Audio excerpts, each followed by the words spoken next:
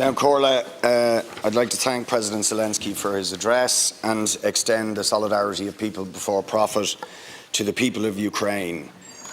We must all join in condemning the barbaric invasion by Vladimir Putin's forces of Ukraine, and we must demand accountability for the horrific crimes against humanity and war crimes that he is undoubtedly guilty of. There can be no doubt that the horrific scenes we saw in Bucha, that we're seeing in Mariupol and elsewhere are war crimes, and Vladimir Putin should be held accountable for them. The people of Ukraine are victims of a barbaric and unjustified imperialist invasion. Russia should end this bloody invasion and allow the people of Ukraine to determine their own future. It is absolutely right that we extend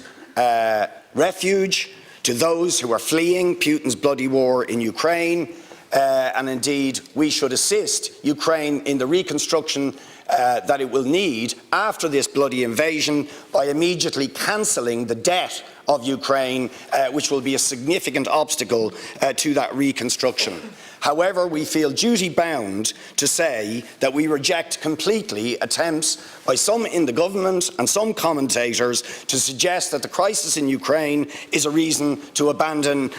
or weaken Ireland's military neutrality, or to move closer to the NATO military alliance, or we reject completely any idea that NATO involvement or escalation of this war would be anything other than a disaster that would threaten a wider European war or even a nuclear conflict. Ireland's tradition of neutrality means standing against all warmongers and empires and standing with the oppressed of the world, whether they are the victims of Russian aggression in Ukraine, Chechnya, Georgia, or Afghanistan, or whether they are the victims of US aggression and war crimes, or those of their allies in Afghanistan, Palestine or Yemen. Putin is undoubtedly guilty of war crimes for his unjustified invasion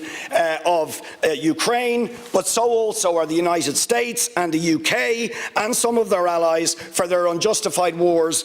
in Iraq and Afghanistan, for which they have never been held accountable. They are also guilty of supporting the Israeli state, who've been recently indicted for crimes against humanity for their treatment of the Palestinian people by Human Rights Watch and Amnesty International. They are also guilty of supporting the Saudi dictatorship in its brutal war in Yemen, arming that regime and blocking attempts to investigate their crimes against humanity. We have no credibility in condemning, as we must, the crimes against humanity in Ukraine if we do not simultaneously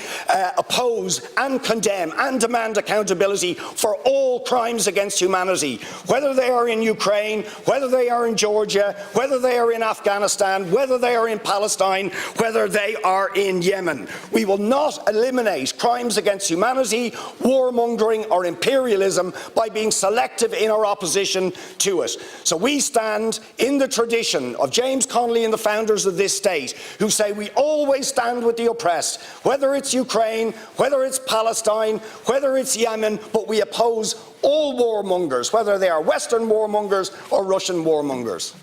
Yep.